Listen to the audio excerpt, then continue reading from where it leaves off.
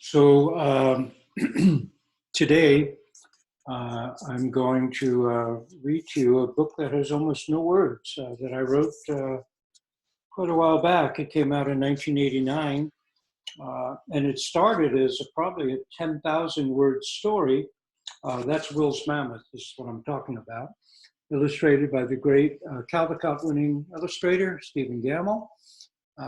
And it was wonderful to work with Stephen on this book. Anyway, it began as a 10,000 word story, and I'd say it took me maybe 3 years of writing and rewriting when I thought I had come to the dead end and it just was not going to work. As a picture book, it would work as a mini chapter book, a novella, really. When I suddenly saw how the whole thing could be done, as in a storytelling, when you're telling a story, each person sees the story in their own mind, in their own way. So I thought, why not go into the story and be inside the child's mind? And that's what happened. Instead of using 10,000 words, I could use 45 or 50 words and let the illustrator, but it had to be exactly the right illustrator, show the whole story. So I wrote out for Stephen everything that was going on in all the places that are silent or nearly wordless on the page.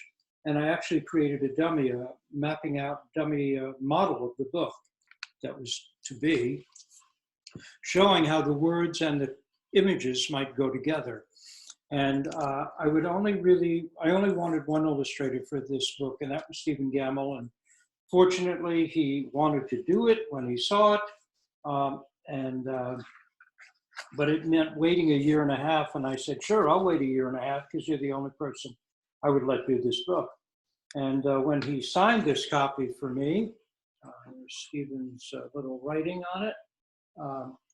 Thanks, Ray, for giving me your vision to play with. Your friend, Stephen Gammell. And it was really a wonderful collaboration. So let me read you this almost wordless book. And of course, that'll mean showing you the art.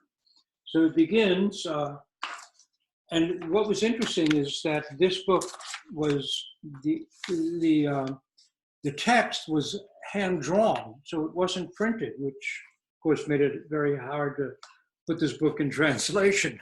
But it created this intimate feeling where the size and colors of the words could tell you, let you feel really how to tell the story.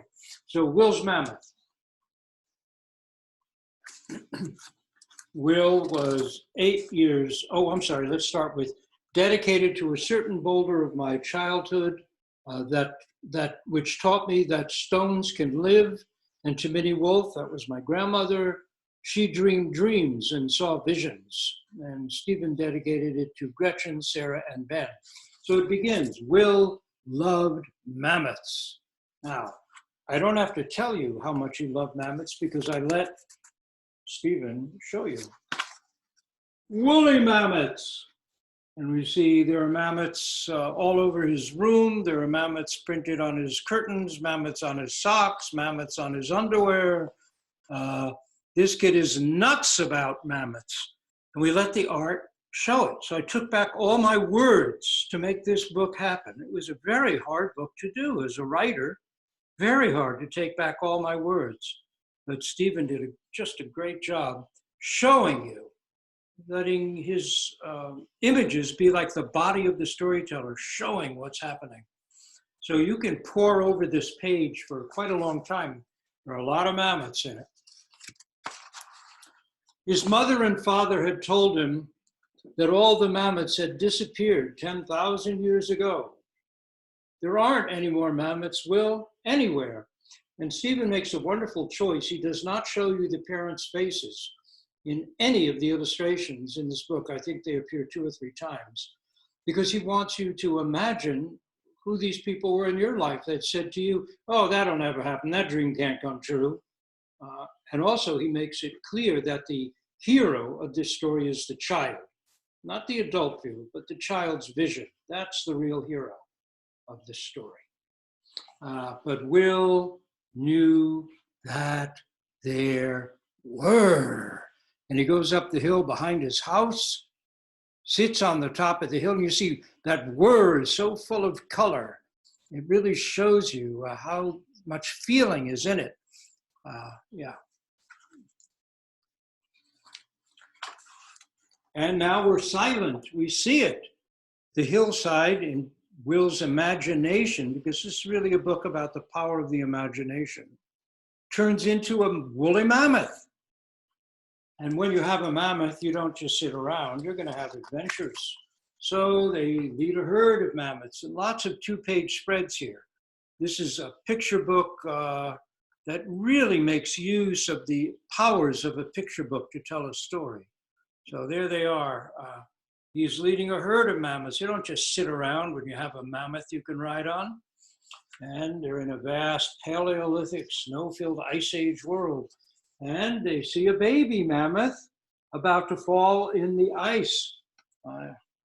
And of course, this is how we say Will is riding a good mammoth, because they immediately go over and save the baby mammoth from falling down into the crevasse in the ice.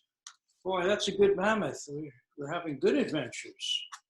And there they are. They saved that baby mammoth. Oh, great.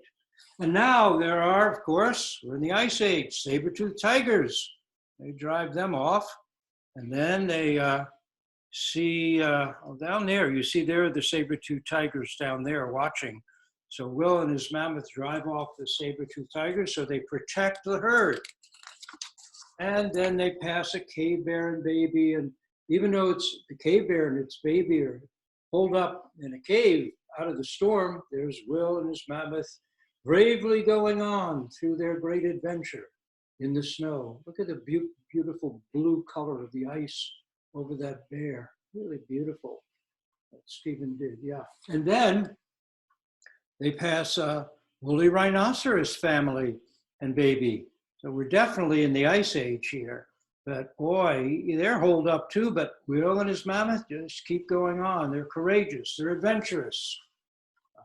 In the imagination, you can have every adventure.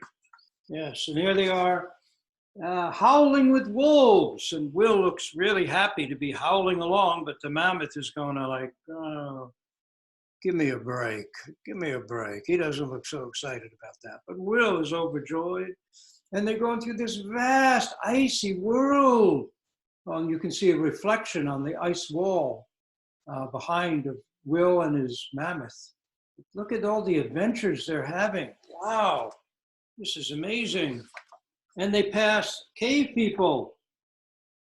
And there they are going through the storm. There's a cave boy making a snow mammoth, a cave girl drawing a mammoth on the wall. There's a cave baby with a bone for a toy. They're watching Will and his mammoth continue on. They're sheltering from the storm, but Will and his mammoth, on they go. And then they see, they wave goodbye to the cave people. Yeah. On they go. You can see they're progressing forward. Every page of the book brings we're looking back into the story. It's really a beautiful way of telling the story that Stephen designed here. And then they see these wild, shaggy ponies, ancient horses, but they're so covered in snow. The ground is so covered in snow, they can't eat. So once again, Will's mammoth does a wonderful thing. He plows through the snow with his tusks, exposing the grasses and wildflowers under the snow so the horses can feed. They're saved from starvation. Look at that dramatic splashing of the snow. Also, my research told me that there were grooves actually worn on the bottom of fossilized mammoth tusks, indicating that they actually had used their tusks to plow through the snow. So when I created these scenes, remember I told Stephen what was happening in all these silent places. I wrote it out for him, but he did it in his own way, of course. But I wanted that scientific detail to be in the story and be used. And so here it is. And as they're riding along, Will's mammoth hands Will a flower. They both look very, very happy. And they continue on through this vast, vast, vast world. Vast world. And then Will hears Will, it's getting dark, time for supper. Oy, he goes, wow. That voice calls him back because this whole vast world that he's been in is the world of his own imagination.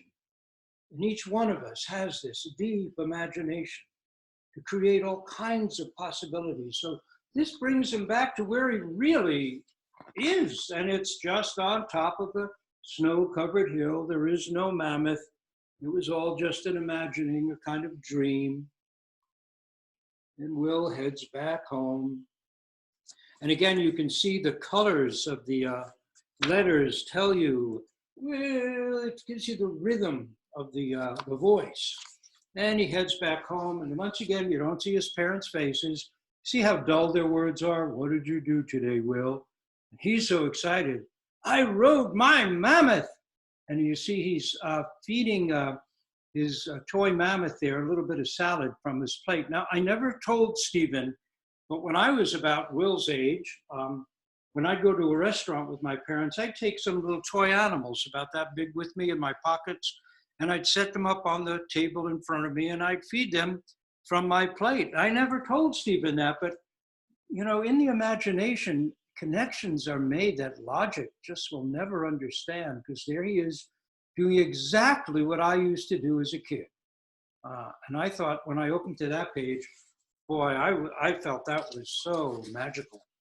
So now Will goes back to his room. You can almost see Mammoth spilling out of his imagination. Whoops, let's get to his, out of his, and his door says, do the woolly woolly, my room will, let's see, what else does it say?